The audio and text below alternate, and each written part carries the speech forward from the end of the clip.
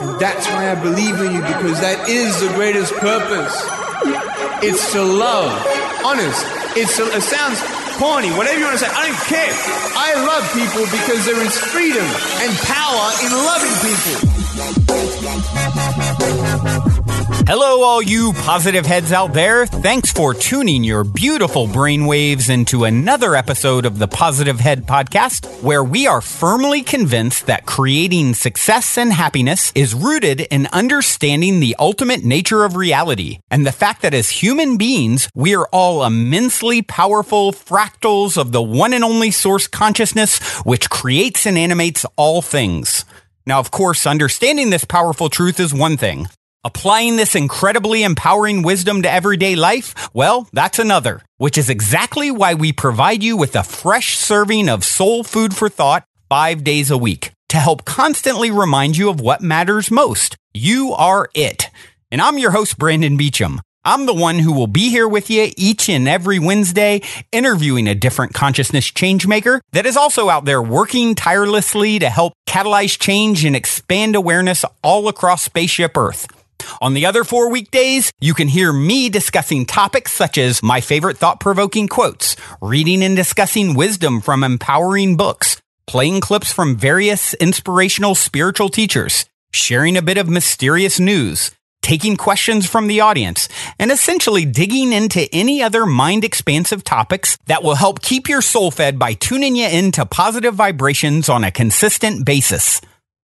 And you guys have heard me say that if I ever run ads on this show, it will only be with a company that I fully support because I believe their intention is to make a positive difference in the world. Well, I'm pleased to announce that day has arrived and that this episode of the Positive Head Podcast is being brought to you thanks to the support of Gaia. If you're not familiar, Gaia is the go-to source for streaming consciousness content online, and you can sign up for your first month for only 99 cents at gaia.com/positivehead. That's spelled GAIA.com/positivehead. Check it out. All right, all you positive heads, on this week's interview episode, I have someone very special lined up for you all. I actually have a spectacular soul that traveled all the way from the afterlife just so he could be here with us in physical form to share wisdom that he gained during a near-death experience he had several years ago. His name is Dr. Eben Alexander, and if his name or story sounds familiar to you, perhaps you caught his interview with Oprah or read his #1 New York Times bestselling book, Proof of Heaven, A Neurosurgeon's Journey into the Afterlife. If you aren't familiar with his story, fasten your seatbelt because you are about to hear a fascinating account that will help you answer the biggest question humanity has ever pondered. Is there life after death? Hello, Dr. Alexander. Welcome to the show. Hello, Brandon. It's good to be here. Thanks for having me. Oh, I'm so thrilled to have the chance to pick your brain. This is a subject that I am absolutely fascinated with. I have a brother who is just obsessed with near-death experience stories. So when I told him that I was going to be interviewing you, he's not nearly as excitable as I am, and he got noticeably excited. So good. I'm glad to hear that. I hope he tunes in then. Oh, he definitely will tune in. I don't know if he tunes into all my episodes, but I know he'll be tuning into this one. So to just kind of start off at the beginning, for those who don't know your story, please, if you would, share maybe a little bit about your professional background and explain as well, of course, the rare medical condition that began your incredible journey. Okay. Well, I am a neurosurgeon. I worked at several different medical centers. I taught at Harvard Medical School for 15 years and thought I knew very much about how brain, mind, and consciousness all work. I pretty much bought into the conventional party line back before my coma. And that party line is very simply that the physical brain creates consciousness, that in fact our existence is birth to death and nothing more. And in fact, that very same science would proudly tell you that no human being has free will. And there are reasons for that have to do with their ideas of the brain creating consciousness. But the upshot is I bought into all of that and was kind of a card-toting member of what might be called the reductive materialist fan club, the conventional version of science presented to the masses. And then in November of 2008, I suddenly became ill with severe back pain, severe headache, and within 3.5 hours, I was having grand mal epileptic seizures and was driven deep into coma for 7 days. Now, I didn't realize when all that was unfolding, what was happening is that I was falling victim to a very severe and very aggressive and absolutely should have killed me case of gram-negative bacterial meningitis. That's the worst kind of bacterial meningitis you can have. And those who've read Proof of Heaven will realize that, after the fact, as I recovered from all this and was trying to put the pieces together, I had to glean a lot of the details of what had happened in the earthly realm during my journey during those 7 days away. And I got a lot of that from information from family and from nurses and doctors taking care of me and going through my medical records, reviewing my scans, all that kind of thing. And it turns out that what had happened was something that is impossible by our conventional neuroscientific understanding of the brain and consciousness, and especially that the neocortex, the outer surface of the brain, which is the part that really makes us human, is so preferentially and selectively destroyed in an illness like gram-negative bacterial meningitis. So, in fact, the real gift of this was that I should have experienced nothing at all, because any kind of experience in that kind of illness has no explanation. My neocortex was far too damaged to have any kind of a hallucination or a dream effect, a drug effect. Any of those possible explanations for my journey fail given the severity of my illness. Now, of course, I didn't know all that when I came back to this world. When I came back to this world and woke up on day 7, in fact, my brain was wrecked. And that was no surprise to my doctors, because they realized that when I first entered the emergency room seizing and in coma, I was already down to about a 10% chance of survival. By the end of this 7-day course of this meningitis, I was to a point of a 2% chance of survival, and my doctors told my family when they called a family conference that 7th day that, in fact, they thought if I was in that 2% survivor category, the best case scenario was that I would spend a month or so in hospital, be transferred to a nursing home in a persistent vegetative state, and die there a few months later. So the recommendation on day 7 was, why not just stop the antibiotics? It was such a dismal prognosis. My doctors had already given up on me. And so that's what they recommended to the family. And when I did come back to this world, my brain really was wrecked. I had no words, no language, absolutely no memories of Eben Alexander's life before coma. In fact, standing around my bedside, my mother, my sisters, my sons, I had no idea who these beings were. The only thing I knew when I first came back was that rich, hyper-real spiritual journey I had been on deep in coma.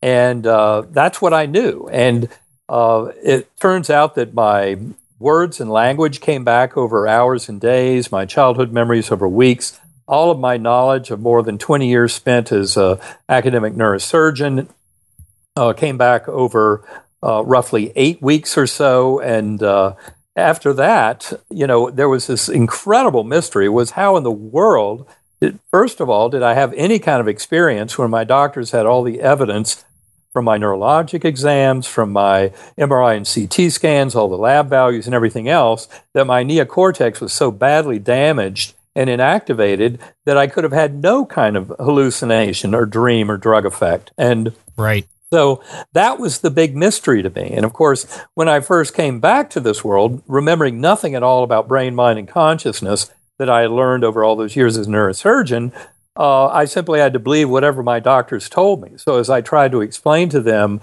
the extraordinary details of my journey as I report in Proof of Heaven, my doctors would simply pat me on the back and say, well, you were very sick. Your whole brain was soaking in pus. We have no idea how you've recovered at all. So they told me to forget about it. They said the dying brain can do all kinds of tricks. And of course, that's what I thought was, my God, it was way too real to be real, but it had to be some gigantic, industrial strength hallucination based on the fact that I had such a horrific case of meningitis with such destruction of the neocortex. So initially, I was trying to write it all up and report it as a neuroscientific report, thinking somehow this is bound to give us clues about the nature of consciousness, because it completely violates all of what neuroscience says about the role of the neocortex in creating consciousness. But the more I got into it, and of course, the more I then started reading the near-death literature, because I'd never read any near-death experience reports, because I thought, well, those things are just hallucinations of the dying brain. They're, just these crazy tricks and chaotic memories that have nothing to do with reality. So you just discard them. They're of no interest. Right. But of course, after my journey, I realized, wait a minute, none of that explains anything about the reality of what's going on here. And so what it's really forced is a complete reassessment, and this is how I've spent the last 7 years of my life, is going through every bit of this and understanding about consciousness and getting deeply into the measurement problem in quantum mechanics, to the whole mind-body discussion that's been going on for 2,400 years. I mean, there's a tremendous amount of kind of information that just floods out of this kind of revelation about the nature of reality, because our conventional science, which tries to pretend that it has some understanding of brain, mind, and consciousness, the truth is our conventional science is absolutely flummoxed and has no idea whatsoever of how to explain consciousness and its relationship to the brain.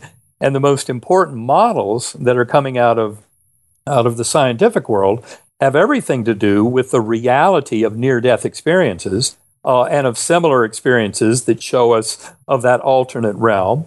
And this is what we are now in the process of trying to discover. But the big reality here is that old model that I subscribed to before, that brain creates consciousness, and that the physical is the only stuff that exists in this universe, is completely wrong. And all of our conventional science is really on a pathway of admitting that materialist model of conventional science fails. It fails miserably at explaining any of this, and therefore science is having to greatly expand its boundaries to a far greater vision of the nature of reality, but it's one that really sees consciousness as primary in the universe. And this is absolutely essential to that question of what happens when the body dies, what happens after death of the brain and body. And from the old model, before my coma, what I'd call the production model, that the brain produces consciousness, I would have told you it's very obvious that, conscious awareness comes to an end. What I now realize, based on my journey and so many others, by the thousands that are out there, is that in fact we are conscious in spite of our brain. That the brain serves more as a reducing valve or filter that limits consciousness down to this minuscule little trickle of the apparent here and now, which is how we live our lives. Whereas in fact, when our physical body dies and our consciousness is released from the shackles of that prison, we run into a much greater awareness. Because in fact, our living in this physical realm is very much a dreamlike state compared to what awaits us when we're freed up from the prison of the brain, such as what happens when we end our physical life here and move on to the next level. But as I often tell people, don't worry. You don't have to wait till you die or almost die to get this. We can all come to know these truths by going into our own consciousness. And hence, I'm a huge proponent of meditation. In fact, my second book, The Map of Heaven, How Science, Religion, and Ordinary People Are Proving the Afterlife, the appendix to that book, Map of Heaven, is all about the work I do with Sacred Acoustics and helping people through sacredacoustics.com to get meditative audio files that can help them get into very deep transcendental states. And through a common practice of deep meditation or centering prayer, we can all come to know these same truths that people bring back from near-death experiences and that kind of spiritually transformative experience. Yeah, it seems like such a perfect setup to me as someone, this show, we often feature, always picking my guests brain about any story of synchronicity or serendipity or a positive paranormal story they may have for us. I don't even have to go there with you. It's like that is the story of your whole life. Here is someone, can you be anywhere more prestigious than Harvard and, neurosurgeon with that very scientific, analytical look at reality in life, and then to go into, as you put it in the book, I believe you called it ultra real. Could you explain what you mean by that? Well, that is something it's very hard to convey to people in general, except for, those who have been there, other near-death experiencers. And there are many other types of spiritually transformative experience that I think can be very profound, not just near-death experiences. But the fact of the matter is when, one must remember that our consciousness here in our waking alert state in these physical bodies is a consciousness that is tremendously filtered. The brain does a gigantic effort of filtering everything out. And of course, people who have experienced psychedelic drugs like LSD and DMT, mescaline, psilocybin, know a bit of what it's like when you tear down the gating mechanisms in the neocortex and allow a full-blown flood of sensory information, which is part of what happens in those kind of psychedelic experiences. It turns out there's more that happens, but one of the key qualities that makes them so overwhelming and also somewhat difficult to describe to other people is that the floodgates of sensory information are opened wide, which is not something we're used to at all.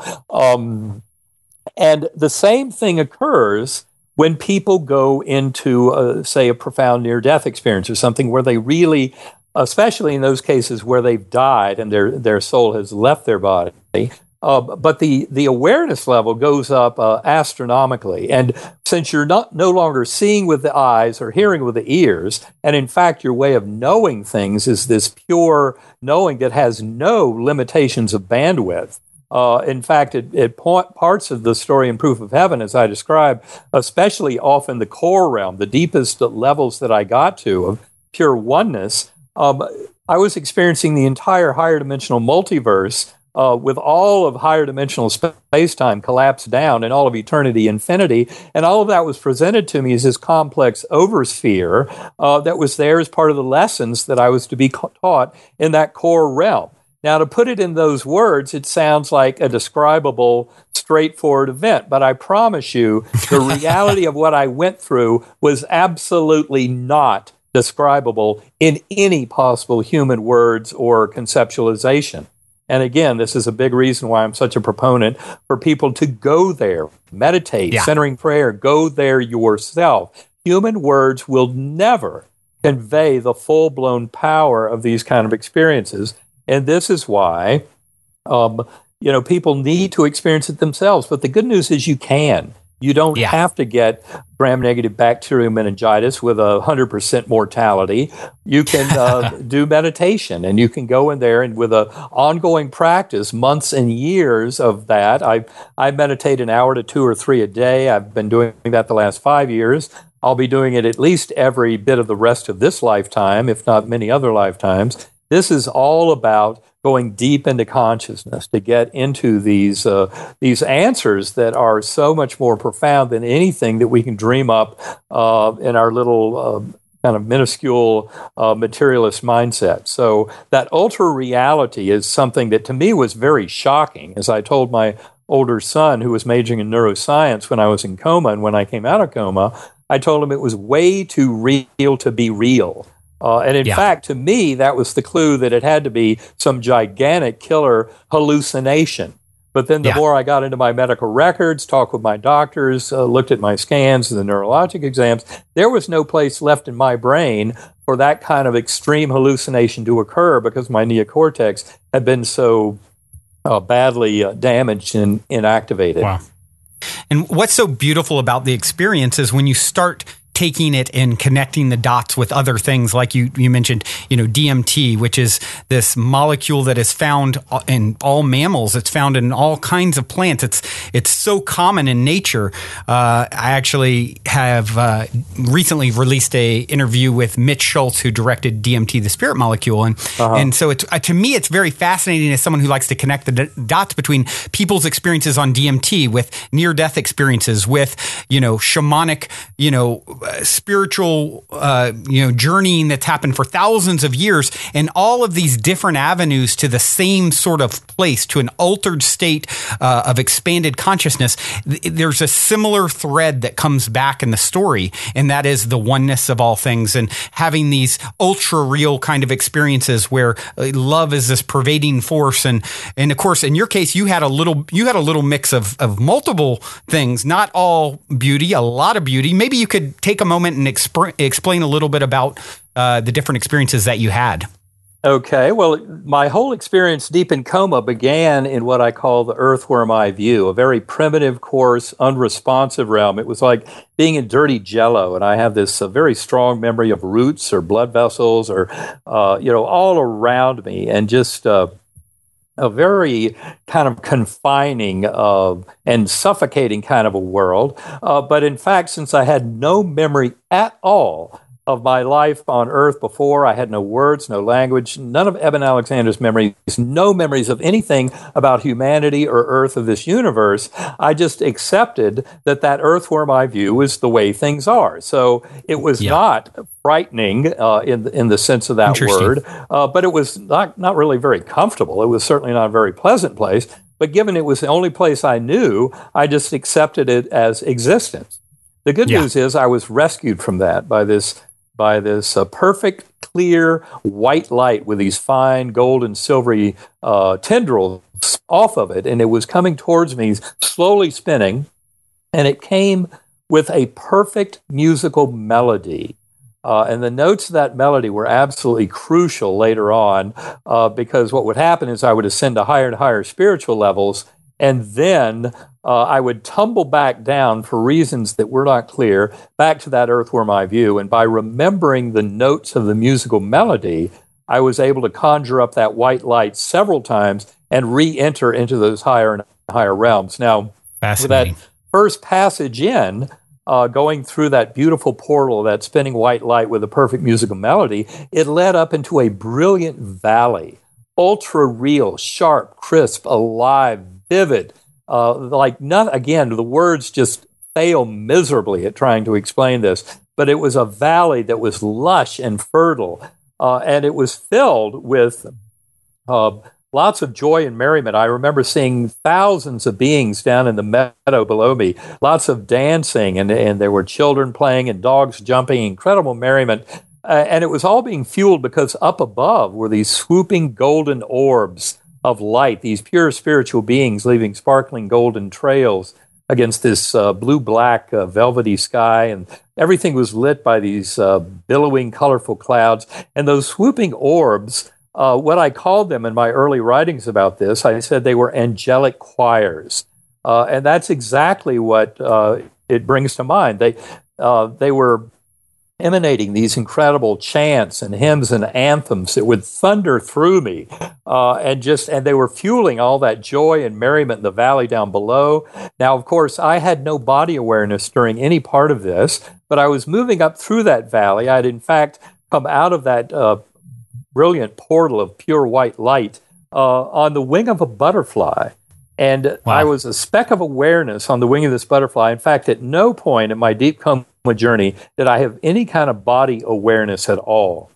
And so in this Gateway Valley, I was a speck on the butterfly wing, and there were millions of other butterflies, and they were all looping and spiraling in these beautiful, vast formations. And I remember we would go down into that lush greenery, and I can remember the feeling of textures like flowers and buds on trees and blossoms and all of that opening up all around us. And even though I had no kind of body at all, I could kind of sense and feel those textures. Everything was rich and alive and blossoming, fully fertile, a fecund lifestyle. I mean, just this incredibly beautiful valley. And the butterflies were, of colors far beyond any colors of the rainbow. Likewise for many of the flowers. And there were waterfalls into these crystal blue pools with these bright sprays coming up. Just an incredible world of beauty and joy. And the best part about it was I wasn't alone on the butterfly wing. There was a beautiful girl beside me, and she never said a word. She didn't have to. Her thoughts would come into my awareness telepathically and very strongly, wow. Pure conceptual flow. And she looked at me with this look of pure love, unconditional love. And of course, so many who have been to those realms talk about that. They come back and they use that phrase, unconditional love. And of course, it loses a lot of its power. Yeah. From the effect of soaking in it, and as if you dissolve in the Pacific Ocean of pure, infinite love and the healing power of it. But that was the look that she gave me, and I'll never forget. She was dressed in the same kind of simple peasant garb, but with beautiful colors of all of those souls dancing in the valley down below. And she looked at me with that look of love, and the thoughts that came into my mind as I wrote them down weeks later, I think are the central message of Proof of Heaven for all souls out there.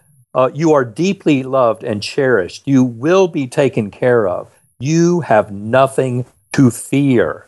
And it was this tremendous reminder of the connectedness to the divine. And in fact, with that first message from her, what I sensed was this perfect, soft summer breeze that blew through the whole scene. And for me, as I described it in my early writings, that was like the breath of God. It was like a divine wind. And it was really my first awareness of the infinite power of that all-loving creative source deity, blowing through that scene and reminding me in some sense that I was one with that deity, as are we all, as is all of creation. And in fact, from that point on, those angelic choirs above provided yet another portal. I remember seeing all of our lowest dimensional, four-dimensional space-time collapsing down into this tiny little sphere, and then above that, collapsing down upon it, all of the kind of higher dimensions, including that Gateway Valley realm, which I think is one of the lower spiritual realms involved in all of the expanses of the heavenly realms. And in that Gateway Valley, that was just the beginning. But that was a point where I believe we often encounter our higher souls, say at the time of bodily death. We reunite with our soul mates and soul group. We go through our life reviews in that kind of a region. The life review is where we make amends for any of the pain or suffering we've handed out to others, where we may not have made amends in this physical lifetime. We have to go through that in that life review. And in fact, in the life review, we have to become other beings to feel the impact of not only our actions, but our thoughts on others. And that is part of the training mechanism that allows us, in the presence of our higher soul and our soulmates and of that infinite loving light of the pure, divine, creative source, we then go through that life review, feel the pain and suffering we may have dealt out to others that we never made amends for, and then end up selecting what needs to happen in the next incarnation, which we do with our soul group, and then come back in and get it right. The important point about that is that time flow in that realm is completely above and beyond and independent of any kind of time flow in this realm. Time flow in our material realm is really set up as the stage on which the drama unfolds for what we're here to learn and teach in these physical incarnations.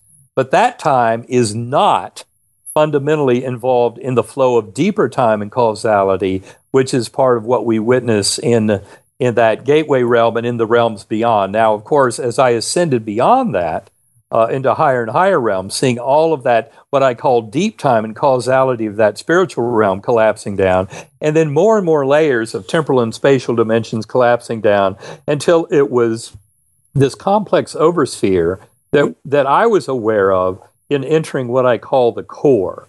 The core was infinite inky blackness filled to overflowing with the love of that divine creative source, that deity. And of course, the sound that I heard in that realm with all of the higher dimensional multiverse collapsed down as a teaching sphere for me in the presence of that divine, infinitely powerful, loving deity, the creative source of all, and this brilliant orb of light that I feel was there kind of as an interpreter or translator.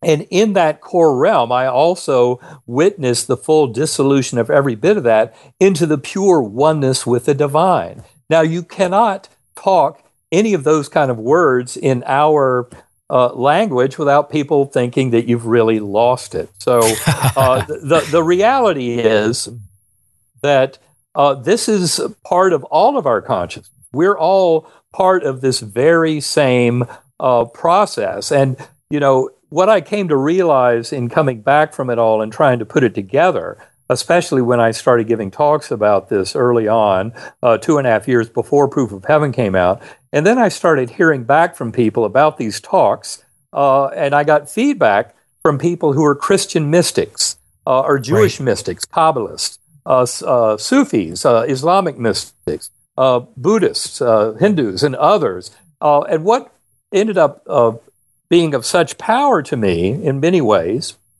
was the fact that the feedback talked about how my journey was so much in line with the deep mystical and spiritual traditions of so much of what they knew from their mystical practices. And to me, it made perfect sense that the deep mystical traditions of all of our great faiths overlap and converge.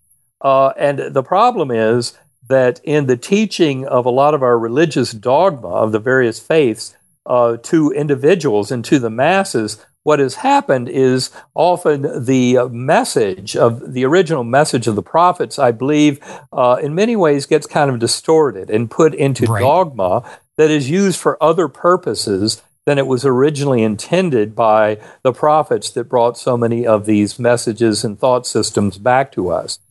And this is part of the problem of our modern culture. And what I hope Proof of Heaven and the Map of Heaven will help to do is help us rise above that false dogma of separation that comes out of various religious orthodox traditions that are taught to us, whereas in fact, the deep reality is that we're all one, and that anything that preaches separation and conflict and all that we see in our world today in the religious conflicts is false. It has nothing to do with the original teachings of the prophets. And it's really time that we rose above that false dogma of separation. And this is one of the central messages in my presentations, and what I try and put out there in Proof of Heaven and Map of Heaven is that this is our wake-up call, our clarion call to humanity, that it is time to wake up. And we have been asleep for a very long time. So it is time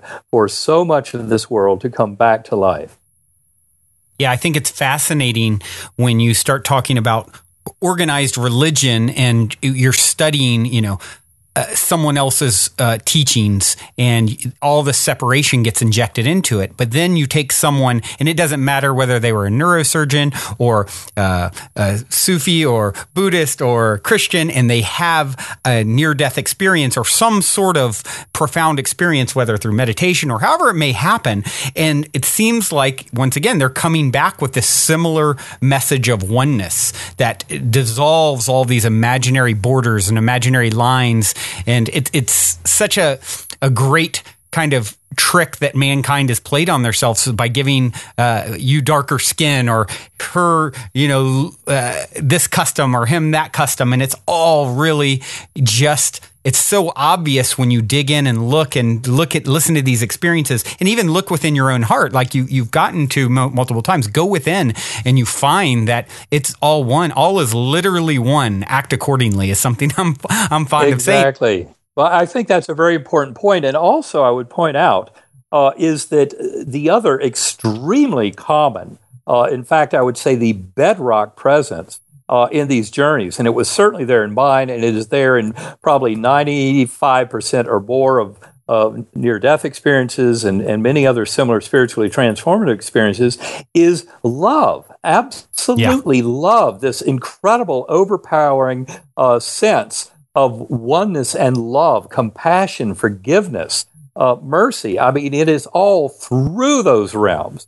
And that is so much in conflict with the world that we find ourselves in here, and especially with man's inhumanity to man. And yet, we, as true spiritual, eternal spiritual beings, it's important to point out that the most fundamental construct of our essence, of our existence, is of this love. And that, of course, I think, it doesn't take a rocket scientist to realize that message has been in religion for a very long time. And for some reason, there are those out there who try to peddle religion in different flavors, remove the love from it, put in all this hatred and conflict that is absolutely antithetical to the messages that came down from the prophets originally. And this is something that comes down. This is why in the book Map of Heaven, that part of the title is Ordinary People Are Helping to Prove the Afterlife, because these experiences are out there by the tens of millions. I mean, we're not just talking about Eben Alexander's little experience. We're talking about, when I go out and give talks about this, say in an audience of 200 or 300 people, I'll have 10 or 15 of them come up to me after the talk and say, I never told anybody this before, but... And then they tell me a story that when you realize the truth of it and the similarities of these stories, and not just in the modern era, these stories go back thousands of years and have the very same elements. So these are not part of someone's religious bias, even though, of course, the words someone used to describe them when they come back will often reflect a certain religious bias, and the skeptics get all lost over that fact. But the deeper truth is the similarities far transcend the religious bias or personal bias that you hear in these stories. And you start to realize that there's a commonality there. They've really been to a territory that is very much real. And you brought up a short while ago that whole issue of DMT and psychedelic drugs. Again, that is a realm that is quite real. And, when you get deeply into the literature of shamanic journeys, and read about those kinds of experiences from all different practitioners around the world in all kinds of settings, you start to sense that they're talking about the same kind of landscape and territory, the same beings and entities that one encounters there. And of course, you can put your linguistic spin on it and give them different names, but when you read through the language, you start to realize that there is an absolute kind of convincing reality that is underlying it all. Now, this is not a real place that exists in four-dimensional space-time, but that doesn't mean it's not real. In fact, one of the biggest lessons that I learned from my journey is that everything I thought was real before, which was, of course, the physical realm, is actually the illusion. That's the part that's not real. That's the vibrating strings of energy in higher dimensional space-time. The materialists, when I say that, I would say mainly the physicists and cosmologists at the head of the pack of describing, quantum gravity and the workings of our world, relativity and quantum gravity, are right there telling us that none of this is anything more than vibrating strings of energy in some higher dimensional space-time, that everything about space and time itself are illusions created on this side of the veil of consciousness. And so this is the illusion, and that is the reality. And of course, this is the part that is so hard for people to get. And that part of the problem is, of course, we all are, I would say we're all spiritual beings who have died many times, but the memory gets erased of that. It gets erased on purpose, because that's what gives this soul school the power to have some impact. We have buy-in, we have emotional attachment to our role as a self, in this incarnation. And the emotional power of that, the loves and the losses and the pain and the suffering, and every bit of it is what gives us skin in the game and what allows us to learn from this. But, by definition, when we come into these incarnations, we can't have full-blown memories of our times between lives. And I would point out there that we do not have infinite knowledge between lives. I've heard people say that. I don't buy into that. That doesn't go along with my experience at all. I think we have access to tremendous knowing, far beyond all the knowing of mankind currently. When we get into deep meditative states and in these deep spiritual journeys, we can get insights and knowing that's far beyond the ability of our little rational linguistic brain to try and figure out through the lines of logic and linguistic linearity. But we go through the soul school for a purpose, and that's why those memories, in many ways, are deleted. But of course, there are techniques for recovering memories of past lives, and that has gotten to be quite a large industry in the whole transpersonal psychology movement in the last few decades. But this is all about realizing that reality is far, far greater than what I would have ever envisioned before my coma journey. Wow. Would you say something that kind of occurred to me when I heard your account originally, going from the worm-like world, which is, could be compared to maybe caterpillar-esque, to the back of a butterfly, would you say was somehow symbolic? As in, showing you this is kind of what we do as souls. We experience the sour so that the sweet is sweeter kind of thing. Well, I think that there is a tremendous amount of symbolism at all levels, down here in the material realm, going up into the lowest, medium, and high levels of spiritual realms, all the way in. I believe that symbols play a tremendous role. There's often how the lessons are presented to us. We have to figure out the symbology. But on the other hand, in reporting my near-death experience, I simply, it's just the facts, ma'am. I just put out there what I experienced. People, I remember one of my very close friends who was helping me in the manuscript of Proof of Heaven, and he's a very strong skeptic, very well-read, very intellectual, extremely, but a true skeptic. Not, there are these the pseudo-skeptics out there that are a dime a dozen. They're the debunkers and deniers that basically say, NDEs can't happen, they're hallucinations, blah, blah, blah. Those people are not really skeptics at all.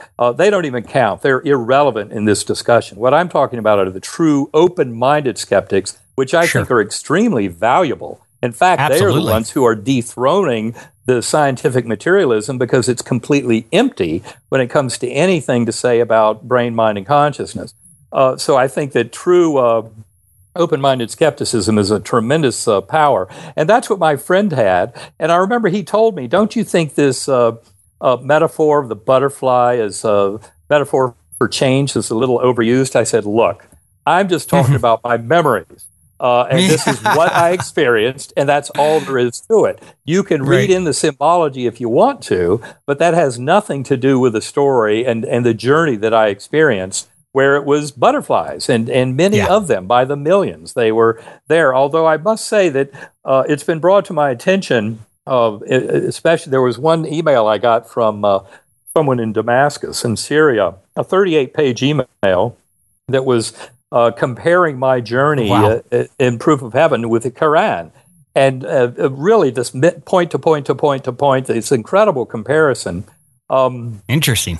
And to me, the reason it was interesting was he saw the butterflies as flying carpets, and said that that's something that's frequently seen, in kind of Middle Eastern version of NDEs and things like that.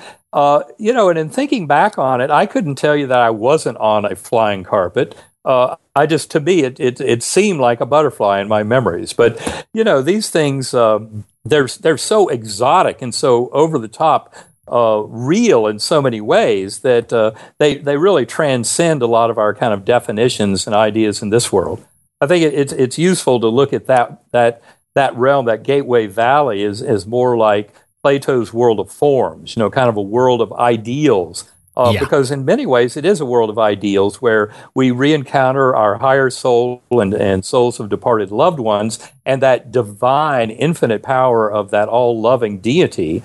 As I said, that it's something that completely defies our language in so many ways. I think one other point I wanted to make about that deity and that core realm was the fact that when I came back from it all, my label for that, because in fact that deity to me, when I first came back to this world, when my brain was still very impaired by my disease, to me the word God was way too puny, a little human word that had nothing to do with the grand, astonishing, magnificent, awesome power of that deity of pure love. It's the creative source of the universe in the core. And that's why I call that deity Om. That was the sound I heard when people would ask what was the source of that sound. I would say, I guess, the resonance that you would get in a cavity of infinite dimensions and eternity was that sound of Om. And that's what I called that deity when I came back. But it's important to point out that, again, this is about rising above the false dogma of separation, that we're not talking about God or Allah, Brahman, Vishnu, Jehovah, Yahweh, or whatever name you want to call the deity. We're actually talking about the convergence of idea around all of that and the truth of the existence of that source deity, really at the fundament of all creation in this universe, and certainly at the fundament of all of our conscious awareness. Did the deity, Om, God, whatever we call it, right, love, did it have a familiarity to it for you? Was it like very deep familiarity? And that part was so shocking because remember that, especially in that earthworm eye view, I had complete amnesia. I was an empty slate. There was absolutely nothing. There were no preconceptions, no anything there in terms of prejudgments or expectations. So I guess the point I was making is that deity to me was so far beyond any possible words or explanation, from based on my kind of religious concepts. But again, you can see the kind of hallmarks in all of that are part of our religious upbringing. And I would say that all of our religions over tens of thousands of years have come from similar experiences. I believe that would be the basis of what we bring back as religion. But of course, then you can see in our kind of linguistic manipulation of things, we then end up kind of shifting it all around and giving it some form that takes it away from the original message and experience. And that's the part that I think we need to bring back. And that's why I encourage people to get into deep meditation and centering prayer. Yeah, it's definitely I would say the difference between religion and spirituality is, you're having a spiritual experience as opposed to talking about one or theorizing about religion or theorizing about what it is. It's actually like you do it so eloquently, explain this stuff, but you can also sense what you're saying and intuitively I know what you're saying. It's like there are no words for this stuff until you've got to have that experience. And, until you do, it's a fascinating story, but there's nothing that replaces the actual firsthand experience of, something like this. Well, that is absolutely true. And of course, it's one place where many people really kind of lose sight of reality. And there I'm especially talking about those who say, well, the only way to any true knowledge is through the scientific method. And I've heard that. I mean, people say that a lot. Yeah. And the point of the matter is that, in fact, there is tremendous knowledge that we have always gained and continue to gain that comes from individual experience. In fact, I would say that all of scientific knowledge has started with the seeds of individual experience. And some of them can be pretty exotic and extraordinary experiences. But that's where really all of it begins. And to simply say, well, I'm not going to believe anything unless it comes out of a randomized, double-blind, controlled study, is ridiculous. And especially when you're in medicine, you realize that even that leads to a lot of difficulty. I mean, the fact that we, the way we treat statistics in medicine and all that, if people really had a deeper understanding, they would realize that the vast majority of our medical knowledge is also very much up for question. It hasn't been proved to the kind of satisfaction that one would really demand in many settings. But I think the important thing is that individual experience is crucial at any kind of understanding of this. And the fact that we have millions of these experiences out there, and there are tens of thousands of them, for example, on the internet and in the literature, there's plenty of evidence. It's not like we have a shortfall of evidence. It's not like the olden days when all you had was the Bible or the Quran, and that's what people based everything on, and they wouldn't necessarily listen to any other mystics or prophets or what have you. Now we've got tens of millions of near-death experiencers walking this world who have been to the other side and come back. And they know at various levels, they know the reality of that world. And this is something that is happening every day all around this world. Tens of thousands of new journeyers coming back. So you cannot simply deny that evidence and say, well, it's not coming in via randomized clinical trials, right. So we don't buy it. Wrong. Right. You touched on soul groups or soulmates. What were your perceptions that you garnered during your experience in regards to those things?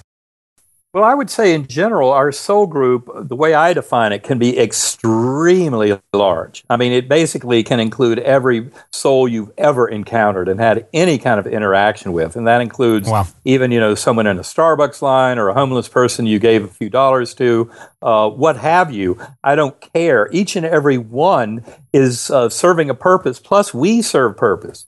So remember that we're all involved in teaching and learning in this soul school and learning the lessons of that unconditional love and its infinite power to heal. And so I would say the soul group is not one that has any kind of limitations in that sense. And we must be very broad-minded. I think the best way to look at all this, never try and pigeonhole this into being, looking at the evolution of an individual soul, because there really is no such thing.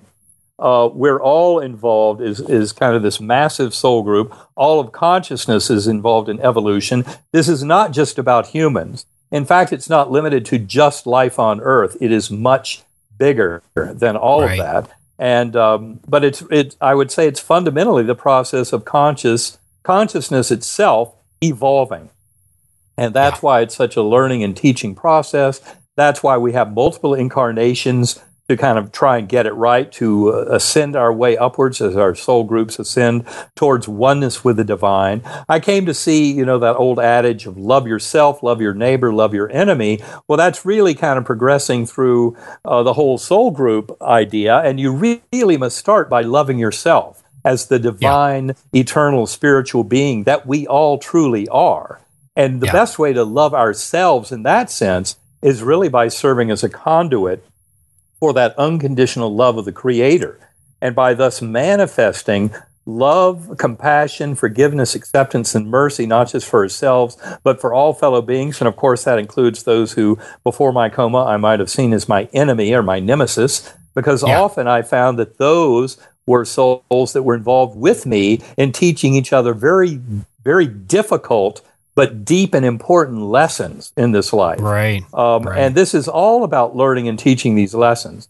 And I've found that no matter how dark the valley, because in fact, all the challenges and hardships in life, and that includes illness and injury, every bit of that should be seen as gifts. They are gifts that serve as the engine for us to grow, for our consciousness to evolve. And it's how we face those hardships and difficulties in life that allows us to grow and ascend, and to help our soul groups ascend by facing up to those challenges, so that you have to realize that the darkness of the valley and the apparent darkness of the evils that we face is matched by the light on the ridge above if we're willing to learn and teach the lessons involved. And so the soul group idea is really kind of a much broader way of seeing that this is about the evolution of all consciousness, that we're all participants in this, and that includes all those naysayers out there who, pretend that this is all hallucination and nonsense.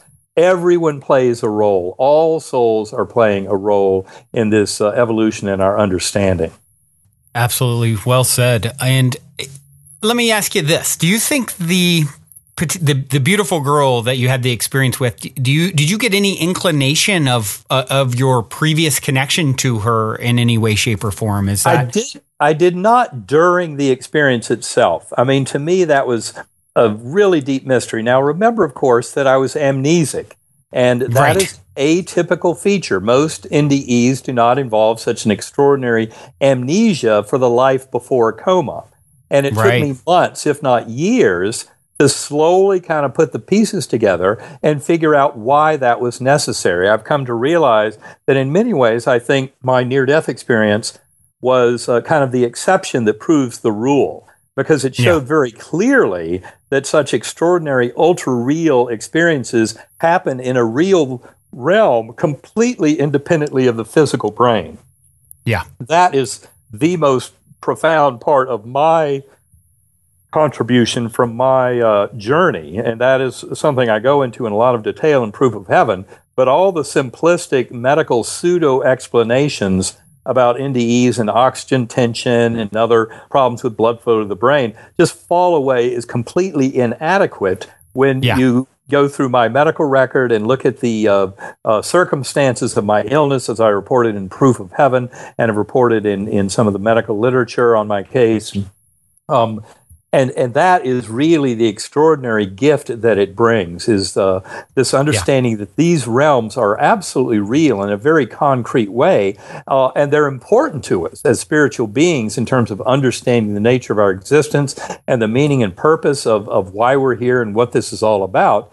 But we have to do the work to figure it out, and that's why deep meditation and centering prayer are important aspects. And I would encourage people who say, well, I can't meditate, I got too much monkey mind going on with that chatterbox in my head, go to sacredacoustics.com and you can download some audio files that will help you put that little voice into time out, help you get into a deep meditative state. And deep meditation is crucial for our own health, for creativity, for guidance and understanding in our life path and journey, for helping others, especially with health issues and things like that.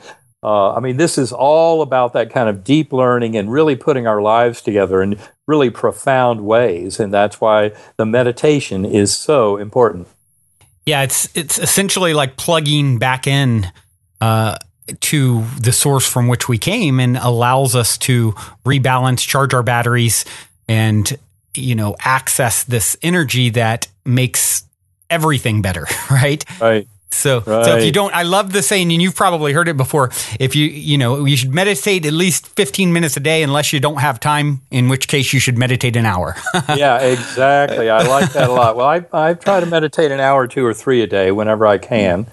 And I find it to be very powerful in helping me in my life and every aspect of my life. I can't imagine why anyone would not meditate. To me, that's a real shocker, especially those who claim to be so deeply interested in consciousness. And I know a lot of scientists who are deeply interested in consciousness, and occasionally I find one of them who doesn't meditate. They don't see the need for it. But a lot of them do meditate because they realize there's no way to be talking about consciousness unless you go deep within consciousness, which is really our way of going out into the whole universe once you realize the brain does not create consciousness, but the consciousness is allowed into the brain in a very limited fashion. So the real trick is to move beyond that veil and get into that universal infinite consciousness.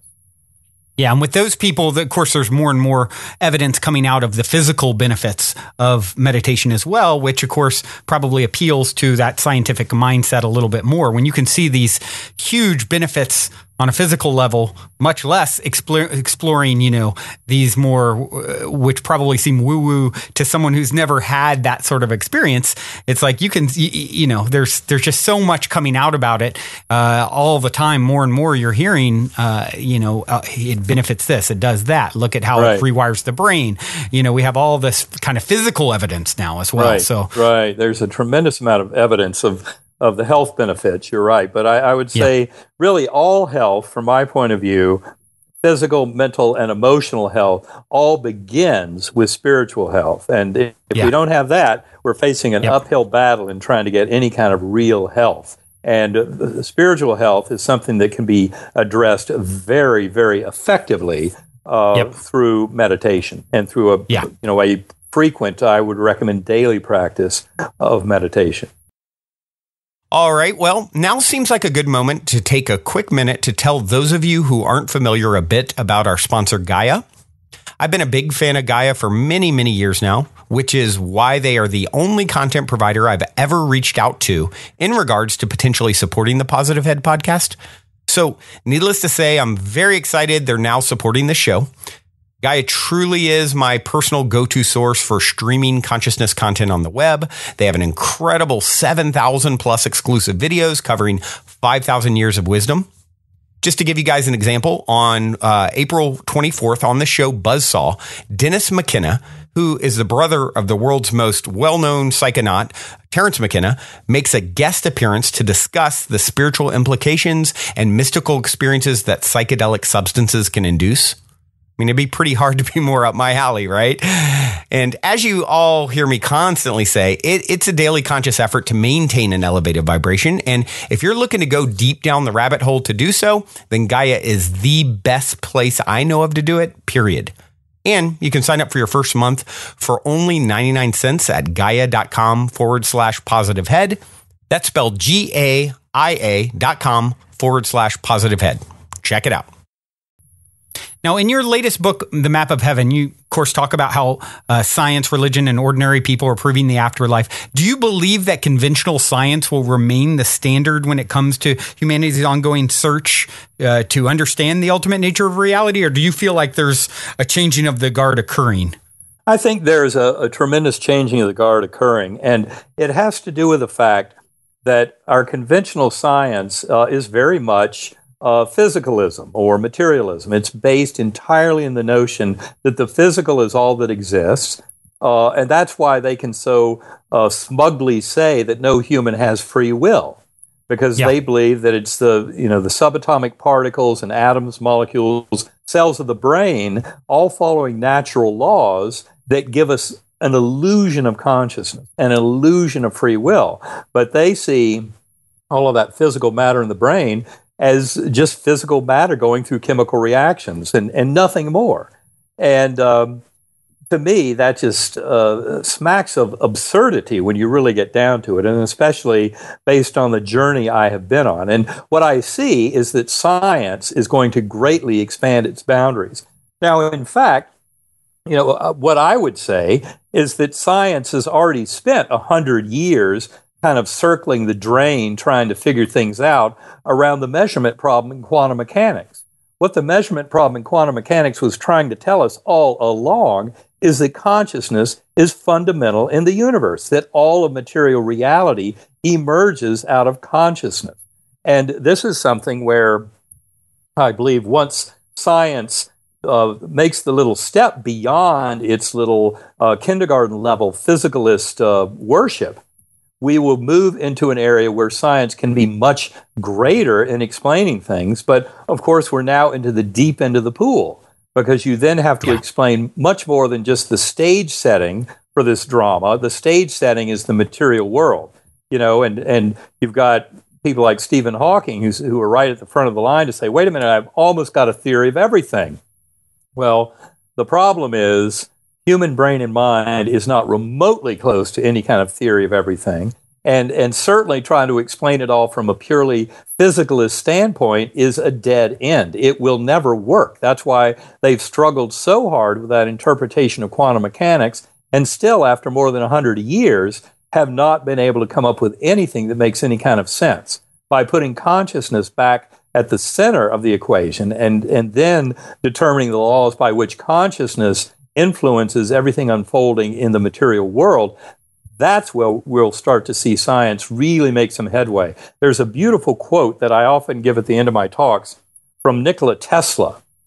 Tesla, one of the most brilliant scientists of the 20th century, and I think greatly underrated by many historians of science. But Tesla said that when science first begins to investigate non-physical phenomena, and by that, of course, he meant phenomena of consciousness, soul, spirit. He said that they will discover more in the first decade than in all the previous centuries of science. And I believe that quote is very apropos, and I believe it's true. I believe that when we can really kind of kick the scientific world over the edge into a much deeper understanding and acknowledgement of consciousness as fundamental in driving the events of this world, we will start to come up with discoveries that will change humanity forever in ways that are unprecedented. I see a beautiful shift. I'm tremendously optimistic about what I see as emerging from this much grander science that fully acknowledges the reality of these spiritually transformative experiences. Absolutely, absolutely. And you have a forthcoming book that really covers and goes into great detail on the concept of free will, correct? Well, I will tell you that we are working on that. My partner in all of this, Karen Newell, and I are very busy putting things together that very loosely described might be exactly what you're pointing out there, but it's still very much a work in progress, and will be several more months of intensive effort to try and put this into the kind of framework that I think will help this world get up to the next level.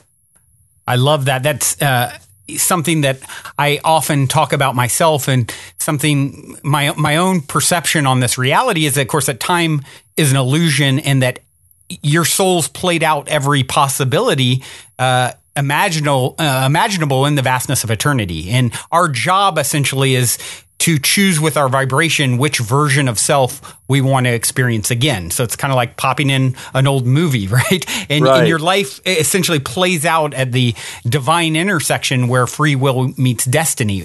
Would that line up with sort of what your experience was on the other side? I would say that's in many ways the case. And it turns out that this is all about seeking that much grander destiny and coming to recognize the deep purpose behind our existence here. And I would say in many ways you're exactly right. And so what this is the challenge to try and find the most direct route of ascendance towards that oneness with the divine. But that pathway is one of unconditional love and compassion and forgiveness. I mean, that is the lesson that is first and foremost presented to humanity at this point. I mean, there are other lessons that I think are involved in the grand scheme, but at this point in time, for all of humanity, this is the most important lesson for us to be learning. And it's one that's been presented to us for thousands of years. And yet we are obviously having great difficulty with it. And I believe that part of this is about really becoming members of a much larger cosmic community. I think that is part of our conscious evolution.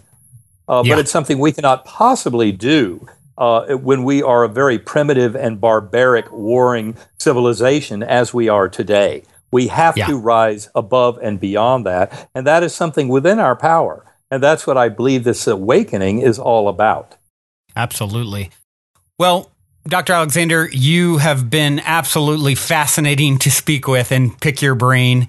You're such a light to the world, and what an incredible, speaking of a synchronicity or story of serendipity, this is going to be a hard one to beat, because when you look at your life and who you were before and what you did for a living, and then the to get this unique disease in your brain that, wipes out the possibility of saying that it was just something happening in your brain. It's such a beautiful, perfect story. So it's just been awesome.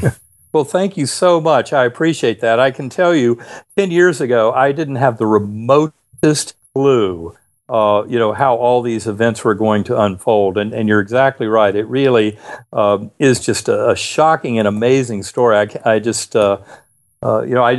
marvel at all of the unfolding. I mean, not just my journey, but all of that is happening to this world with this awakening. To me, is just absolutely fascinating to see that we're at this juncture in history. I think it's just beyond words to express the marvel at all of this. I think for people who want to learn more, if they go to my website, EbenAlexander.com. Especially there's a reading list on there where they can learn about a lot of other material, a lot of other interviews. I would also recommend people go to Eternia, ETERNEA.org. That's a site I started with John Audette. It's all about informing the public, all about frontier science and the physics of consciousness, and people can also share their own spiritually transformative experiences at Eternia.org. And also, of course, for those who want to get into meditation, I strongly recommend visit sacredacoustics.com. There are a lot of practical tools there. They have some free downloads and a lot of great products that are audio files listened to with headphones that enable people to get into very deep transcendental conscious states. So I hope people will come and visit and learn more at those sites. I know I will be definitely checking those out. And Sacred Acoustics, I have several friends that do sound healing and so forth. So I'm anxious to kind of dig in and see what you've got over there. I haven't had the chance to check that out yet. So I'm sure many of my listeners will be anxious to check all that out. And also pay close attention to this forthcoming work in regards to free will and so forth, because that is such a fascinating subject as well. So thank you for all that you do. And I would like to leave you with one question, though, that I ask all my guests. And it's to put them on the spot. And something tells me this isn't going to put you on the spot very much, but I'm going to try. In 60 seconds or less, what is the meaning of life according to Eben Alexander? I would say it has everything to do with discovering or rediscovering that we are eternal spiritual beings, that we're all connected as one, that love is the most fundamental energy in the universe, and in fact, it overpowers everything else, and love will dominate in the end, and we can all benefit from knowing that. And this is all about the journey of discovery to come to that realization. Oh, I love that. It makes me think of a quote, "Love is the answer. Now, what was the question?" Exactly. Good point. I like that one a lot, Brandon. Well, thanks so much for having me. I really appreciate it, and hopefully we can talk again sometime soon. Thank you so much. This has really been a true pleasure for me. Well, everyone, that concludes this week's interview episode. If you have enjoyed this positive download from our hearts and minds to yours, please take a minute, give us a rating or review on iTunes, since iTunes is the holy grail of all things podcasting. Your good reviews help us to reach more listeners. Also, we would be extremely appreciative if you would tell your friends and family about the show. Our sincere intent with the Positive Head podcast is to spread positivity to the world because we're selfish, quite honestly. I say that jokingly, but really only halfway joking. I'm referring to the good kind of selfish based on the knowing that we all get what we give in this life, because when we give, we're actually always giving to extensions of self, since we're all really one in the same consciousness, just in different bodies. So if you want to be a good selfish along with us by helping to spread the positivity, by all means, please proceed to shout about the Positive Head podcast from your rooftop. Otherwise, as you continue on your fabulous journey in this 3D reality, be sure to remember this: as long as you ain't dead, you're already positive ahead. Journey well, everyone, and thank you for being.